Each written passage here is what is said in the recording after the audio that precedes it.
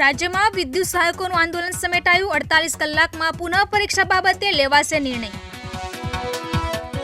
રાજ્યના તમામ ખેડૂતોને રાતના બદલે દિવસે મળશે વીજળી। સીએમ ભૂપેન્દ્ર પટેલે એક જ વર્ષમાં વીજળી મળી રહે તેવી કરી જાહેરાત। પ્રખ્યાત ચિત્રકાર અને કવિ ઇમરોઝનું નિધન। 97 વર્ષની વયે દુનિયાને કહ્યું અલવિદા। અમૃતા પ્રીતમ સાથેના સંબંધોને લઈ હતા ચર્ચામાં। સંસદમાંથી વિપક્ષના સાંસદોને સસ્પેન્ડ કરવા મામલે જંતર મંતર ખાતે વિરોધ। ખડગેએ કહ્યું મોદી શાહે બંધારણ લોકશાહીને ખતમ કરવાનો ઘડ્યો પ્લાન। વિપક્ષના સાંસદોને સસ્પેન્ડ કરવા મામલે રાજ્યમાં કોંગ્રેસના ધરણા। ભાજપ વિરુદ્ધ સૂત્રોચ્ચાર સાથે સાંસદોની સુરક્ષા લઈને ઉઠાવ્યા સવાલ। મનીષ સિસોદિયા જેલમાં જ મનાવશે નવું વર્ષ। દિલ્હી લીકર કૌભાંડ કેસમાં ન્યાયિક કસ્ટડી 19 જાન્યુઆરી સુધી લંબાવાઈ। રાજ્યની શાળાઓમાં હવે બાળકોને ભણાવવામાં આવશે ભગવદ્ ગીતાના પાઠ।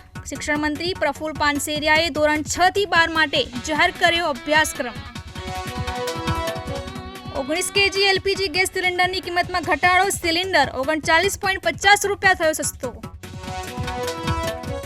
ફરી એકવાર ઠંડીને લઈ હવામાન વિભાગની આગાહી। આગામી 24 કલાક વાદળછાયું વાતાવરણ રહેશે। તાપમાનમાં 1 થી 2 ડિગ્રીનો થશે ઘટાડો।